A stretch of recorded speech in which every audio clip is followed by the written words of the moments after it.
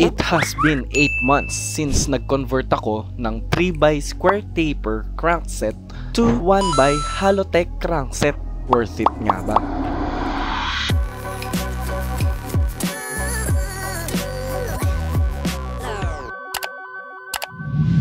What's up mga talong? At Melong na naman nagbi-video.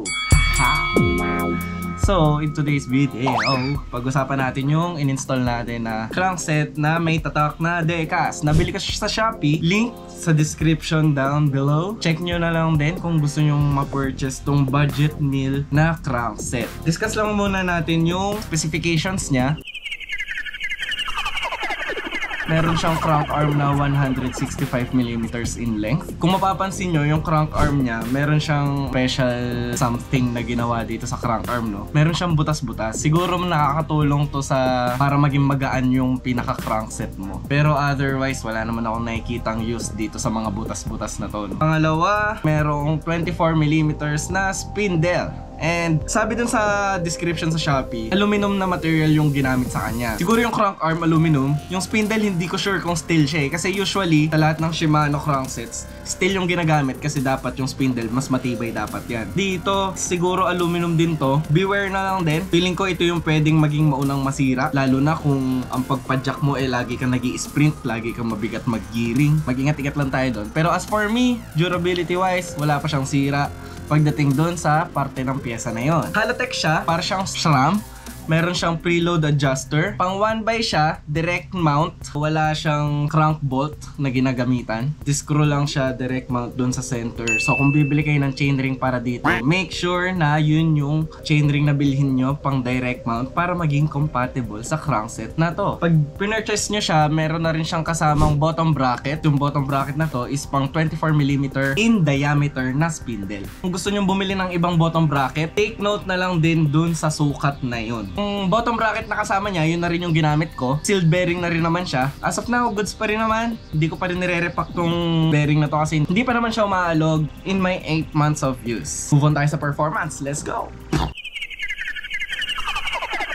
So ano bang na-feel ko sa tagal na ginagamit ko na tong crankset na to? Para lang sa kaalaman ng lahat, ang bike ko, ginagamit ko siya everyday. Pag aalis ako ng bahay, ko-commute, kung saan man ako pumunta, magbabasketball, mag-gym, bibili ng kung ano-ano. Iniiwasan ko nang gumamit ng public transportation kasi hassle talaga. Mas pipiliin ko na lang mag-bike at pagpawisan kesa pumila ng pagkahaba-haba, mag-ipon ng barya, pambayad ng jeep, magbayad ng pagkamahal-mahal sa mga tricycle kahit malalapit lang naman yung pupuntahan. Ayun, when it comes to performance, smooth naman siya. Pinagkaiba niya lang dun sa square taper ko, sa square taper kasi ramdam mo talaga yung alog eh. Nakikita nyo ba?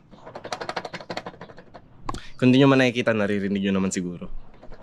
Kahit na saglit mo pa lang siyang ginagamit. Ito, 8 months of use, wala pa rin siyang alog. As an average rider na hindi naman nagko-compete, pagdating dun sa smoothness ng padjak, hindi mo naman siya mapapansin ng ganun ka big deal na sobrang nag-improve compare dun sa square taper. Parehas lang. Siguro big difference niya is weight kasi mas magaan talaga yung setup na ganito. Pero pagdating dun sa bigat na yun, as an average rider hindi ko rin naman siya ganun napansin. Ang pinakamalaking advantage talaga nito is mas matagal na aalog yung yung crankset mo. Pag umalog man yung crankset ko, papalitan ko lang ng bottom bracket or papalitan ko lang yung bearing dun sa bottom bracket ko. Which is usually yun lang naman yung nagkukos ng alog eh. Kasi yung sealed bearings na yan, katagalan talaga, nagwe-worn out din yan. Lahat naman ng pyesa ng bike nasisira sa katagalan. Lumuluwag yung mga bearings, tapos yun yung nagkukos kaya parang umaalog siya. Pero as of now, 8 months of use, solid, goods na goods pa rin. Hindi ko lang na-record kung ano na yung total kilometers na natatakbo na itong crankset na to. Kasi kung magko-commute lang naman ako or pupunta lang naman ako kung saan-saan, hindi ko na ginagamit yung bike computer. Ginagamit ko lang siya tuwing magle-leisure ride ako, magkakaroon ako ng long ride. Katulad nung mga nakaraang vlogs ko, nagpunta ako sa Mount Oro, umaambon, nagpunta ako sa Blue Lagoon. kahit abutin ng dilim, Blue Rock Lagoon. Success na! May tubig na! Nagpunta ako ng Baseco Beach. Ever since, bawal na palang pumasok dito. Dati pwede. Check nyo na lang yung mga naging vlogs ko this past recently, no? Itong crankset na to yung gamit ko dun sa mga biyahe ko na yun. Dun ko lang ginagamit yung bike computer. Kung i-estimate ko kung gaano kahaba na yung natakbo neto in kilometers, 8 months of use eh. Di ko alam, di ko talaga alam. Palagay ko naman lagpas 1,000 kilometers na yun. 8 buwan gamit mo araw-araw yung bike mo, di ba? Basta para sa akin, goods na goods. For its price, goods na goods. Although hindi pa naman ako nakagamit ng sobrang mahal na crankset, kaya hindi ko rin masabi kung talaga bang ito na yung best performance na pwede kong makuha para sa isang crankset. Pero para sa mga nagtitipid, decision nyo yan. Para sa akin, marerecommend ko tong crankset na to. Meron lang ako isang parte ng bike na to na dismayado ako. So, ang isang mali lang na parang di siya good sa akin. Pag kinabit nyo kasi tong crankset na to, hinigpitan nyo na siya, nasalpak nyo na siya dun sa bottom bracket, umaalog-alog pa yan gano'n, side to side. So, meron tayong part na tinatawag na preload adjuster. Itong parte na kasama dito sa crankset na to is plastic lang. So, para hindi siya umalog-alog, i-adjust mo lang siya. Tapos hanggang sa hindi na siya umalog. Tapos meron siyang maliit na screw na sinisikipan para mag-lock siya, para di na siya gumalaw. So, ganoon na siya, na-stuck na siyang nasa center. Kasalanan ko rin naman, ang mali ko palagi bilang siraniko, bilang mekaniko.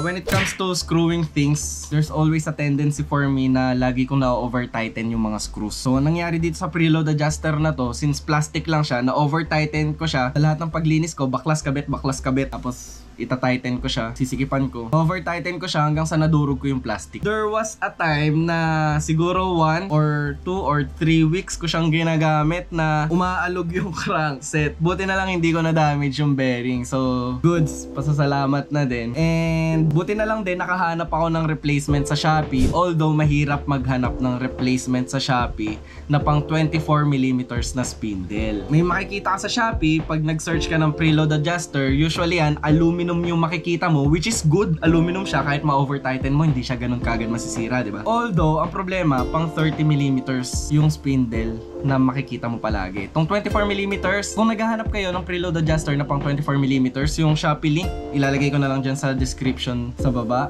Ina-advertise nung seller na itong preload adjuster na to na binibenta nila is pang 30mm. Plus, sinabi nila na aluminum daw.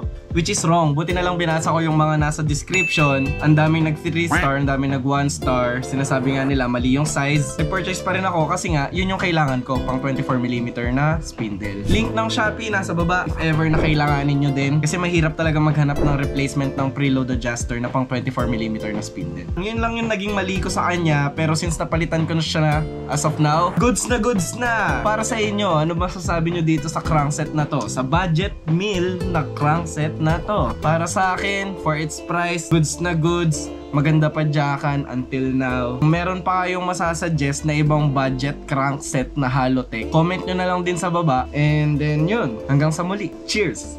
Peace! Weehoo!